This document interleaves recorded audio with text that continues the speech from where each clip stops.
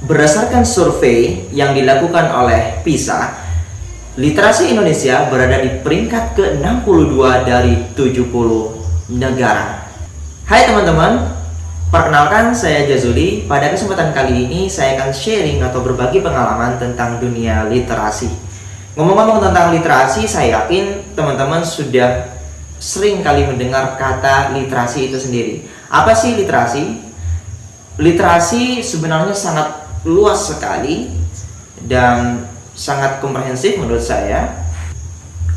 Literasi bisa berkenaan dengan bagaimana pengelolaan informasi, kemudian juga literasi berhubungan dengan kecakapan atau kedalaman keilmuan seseorang tentang suatu objek dan semacamnya. Tetapi dalam hal ini saya hanya ingin berbagi tentang 3 hal saja: membaca, kemudian komunikasi, dan juga tentang menulis.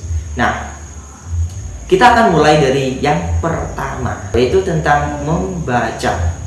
Oke, kalau cerita tentang membaca, jujur nih, dulu saya paling gak suka dengan yang namanya membaca. Minat saya tentang membaca itu benar-benar sangat minim sekali. Dan sampai suatu kejadian pada saat itu, atau momen yang masih saya ingat sampai sekarang, yaitu sejak saya duduk di bangku kelas 3 SMA atau MA ya, karena sekolah saya dulu adalah Madrasah Aliyah Negeri saat itu. Dimana saya ingat betul pada saat itu ada seorang mahasiswa yang sedang mengganti seorang guru ke kelas saya, kelas kami saat itu, yaitu mengajar saat itu, karena mungkin si mahasiswa itu sedang belajar mengajar, dalam hal ini adalah PPL ya. Saat kondisi di kelas terjadi adu argumen antara si mahasiswa yang sedang mengajar kita. Saat itu saya lupa tentang apa sih sebenarnya, lupa konteksnya tentang mata pelajaran apa, saya juga nggak terlalu ingat. Cuman saya ingat tentang adu argumen itu antara si mahasiswa dengan teman saya yang memang dia suka sekali dengan dunia literasi, dengan membaca, menulis. Teman saya itu memang top dah saat itu, memang amazing tentang hal itu. Sehingga saat itu terjadi adu pendapat, saling berpegang teguh pada pendapat masing-masing, sehingga terjadilah semacam kehangatan dalam diskusi antara mereka ya. Saya rasa kelas saat itu sedang dikuasai oleh 2 orang itu aja, teman saya sama si mahasiswa.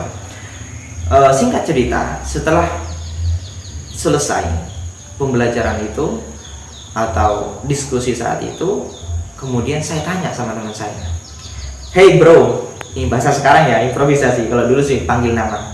"Hey bro, kamu kok pintar sekali sih? Kok kamu bisa ngeluarkan semua isi otak kamu seolah-olah ilmu semua, sehingga bisa saling memberikan pendapat, saling sanggah tentang opini gitu, seolah-olah kamu itu tahu semuanya gitu." Lalu teman saya bilang gimana? Dia bilang, "Baca dong gitu. Kalau kamu pengen seperti itu, baca gitu." Lalu dengan polosnya, karena emang saya nggak tahu dunia membaca saat itu ya, dengan polosnya kemudian saya tanya langsung kepada teman saya saat itu. Tanya gini, "Emang baca itu dihafal gitu ya, sehingga pada saat kamu ingin ngomong, ingin berbicara, ingin berpendapat, apa yang kamu hafal keluar semua?" Teman saya, "Ya nggak usah dihafal lah, kamu tinggal baca aja, banyakin baca gitu. Baca dan baca ya, dipahami gitu ya, sehingga suatu ketika kamu berhadapan dengan suatu hal, dengan fenomena, dengan masalah, dengan suatu kejadian, maka informasi yang sudah kamu tangkap, yang kamu serap sebelumnya, maka dia akan keluar dengan sendirinya." Begitu kata teman saya saat itu. Dan hal itu baru saya pahami setelah saya itu sudah kuliah. Artinya teman saya yang masih duduk di kelas 3 MA saat itu, dia sudah benar-benar paham tentang hal ini gitu, walaupun mungkin nggak tahu secara teori ya, tetapi hal ini berkenaan dengan teori kognitif dalam teori belajar, yang mana suatu informasi yang diserap ke dalam otak, kalau sudah masuk ke long term memory atau ke memori jangka panjang, dia nggak akan pernah hilang. Artinya informasi yang sudah benar-benar menyerap ke long term memory, dia akan bisa diakses suatu ketika dibutuhkan, kita berhadapan dengan suatu kejadian, suatu fenomena, sehingga informasi itu bisa diakses kembali. Hanya saja kalau waktunya terlalu lama, kita nggak pernah mengungkap tentang isi hal tersebut, biasanya informasi di long term memory itu mulai memudar. Bukan hilang ya, tapi mulai memudar. Sehingga kadang kita seolah-olah ada yang mau diucapin tentang suatu kejadian di masa lalu, seperti ada di ujung lidah, tetapi kita nggak bisa mengungkapkan. Itu ada pemudaran informasi, sehingga pada saat kita mau mengakses yang ada di otak jangka panjang, di memori jangka panjang, itu agak lebih susah, lebih rumit gitu ya. Kecuali selalu diulang, selalu diasah, selalu diingat, sehingga informasi akan mudah diakses. Seperti halnya kita di mencari buku ya, misalkan seperti mencari buku seperti ini. Kita nggak mungkin langsung mencari semua isinya, tetapi kita cukup mencari label-labelnya, misalkan judul bukunya atau penulisnya gitu. Sehingga sama juga pada saat proses pengaksesan informasi yang ada di long term memory, itu yang dicari adalah label-label tertentu sesuai dengan apa yang kita butuhkan saat itu. Nah, kemudian saya ingat kepada teman, sejak sekarang saya pengen membeli buku, walaupun bukan saya pribadi yang membaca, setidaknya mungkin adik saya yang akan membaca. Jadi saat itu saya mulai membeli buku. Saya beli 2 buku. 2 buku itu judulnya berbeda, tetapi pada saat itu konteksnya hampir sama, yaitu tentang ilmu agama. Satunya tasawuf, satunya tentang ilmu agama. Cuman dari 2 cover itu yang saya baca 1. Saya baca, kemudian dapat 3 lembar, sudah selesai. Karena emang minat baca saya yang nggak terlalu tinggi saat itu, hanya termotivasi oleh teman saya. Baru kemudian setelah saya kuliah, karena memang seorang mahasiswa dituntut untuk banyak menggali informasi, membaca, baru kemudian saya mulailah menyadari bahwa ngapain saya beli buku ya kalau nggak dibaca juga gitu. Akhirnya ya wes, saya mulai baca buku-buku yang pernah saya beli gitu. Dan setelah saya baca, saya coba telaah, baru kemudian saya itu ada rasa penyesalan, kenapa nggak dari dulu ya saya baca buku ini gitu. Bukunya asik banget, bagus banget, mengasah otak, kemudian benar-benar memberikan wawasan pengetahuan yang luas, cakrawala pengetahuan yang benar-benar sangat luas sekali. Dan di situ juga saya memahami bahwa ternyata kita nggak bisa melihat hanya dari luarnya saja. Kita harus benar-benar menyelami isinya ya, termasuk tentang buku atau tentang seseorang ya. Kita nggak bisa langsung menjudgment hanya berdasarkan dari covernya saja, nggak bisa seperti itu. Nah, dari situlah kesukaan saya membaca mulai ada gitu ya. Jadi sampai sekarang saya biasanya mengalokasikan uang yang saya dapatkan itu untuk membeli buku demi memberikan siraman atau pupuk terhadap otak saya. Karena kalau otak mau berkembang, kita harus selalu dihadapkan dengan hal-hal baru. Salah satu untuk mendapatkan hal baru yaitu dengan cara membaca buku, karena di situ ada pengalaman, ada teori, ada berbagai macam pengetahuan yang disalurkan oleh si penulis. Oke, kemudian tentang komunikasi. Jujur, kalau cerita tentang komunikasi, dulu saya paling pendiam banget. Jadi masa SMA atau masa MI dulu bisa bilang saya memberikan label diri sendiri pada saat itu yaitu silent man gitu. Artinya apa? Saya nggak suka banyak ngomong, jadi diem aja di kelas. Paling nyatet gitu aja, selesai.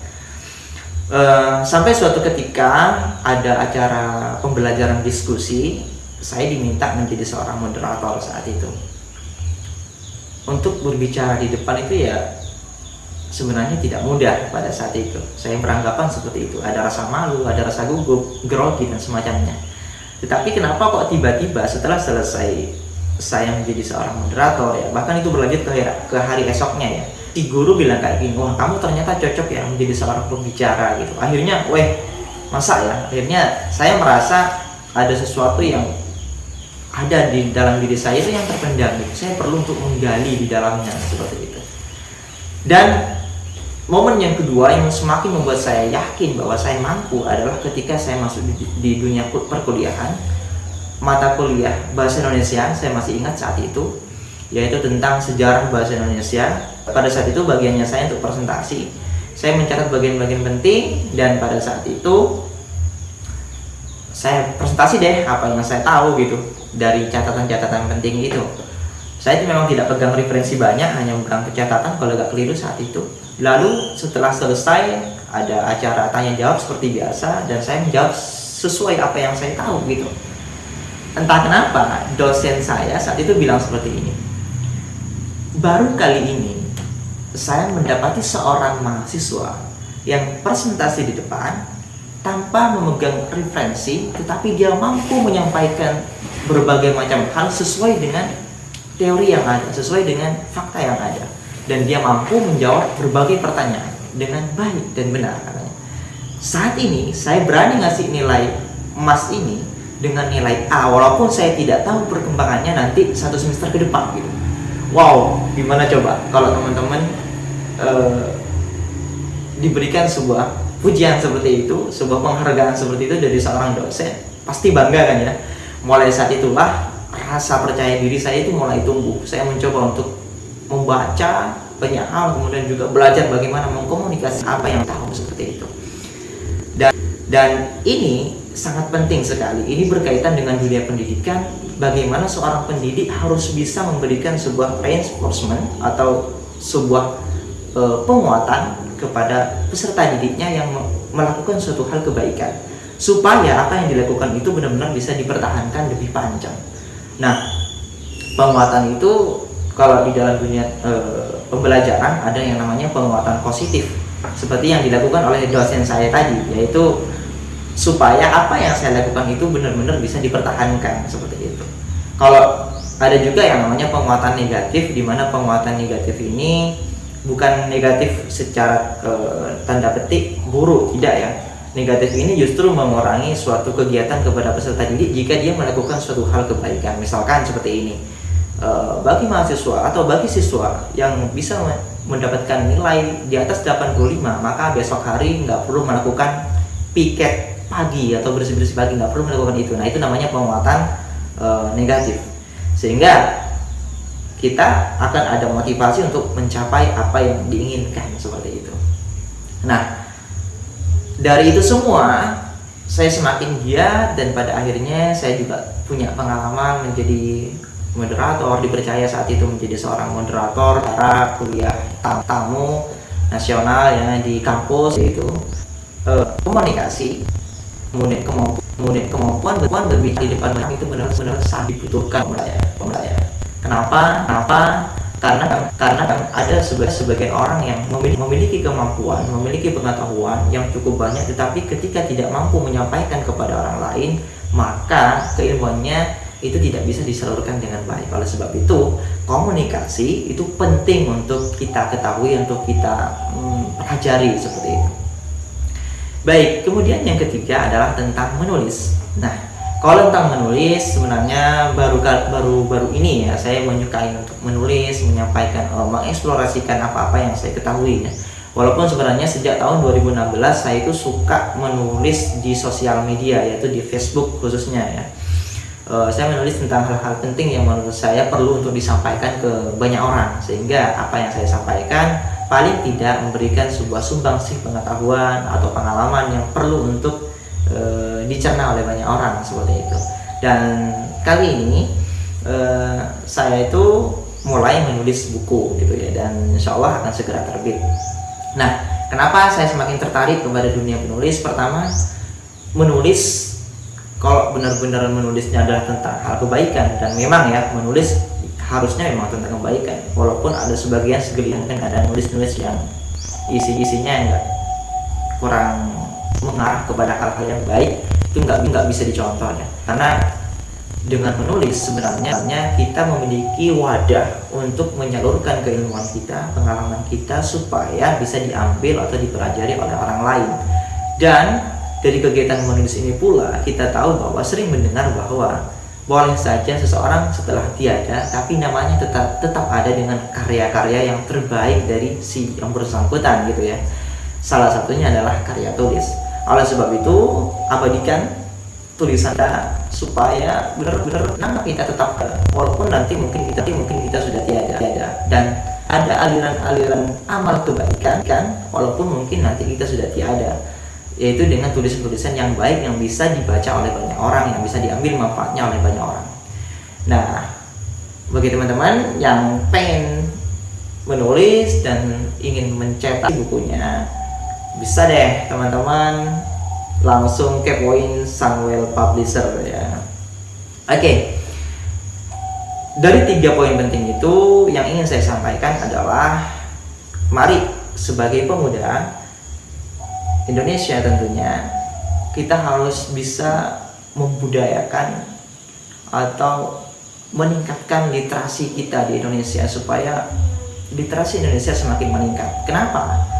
Karena di sini ada korelasinya antara literasi dengan SDM.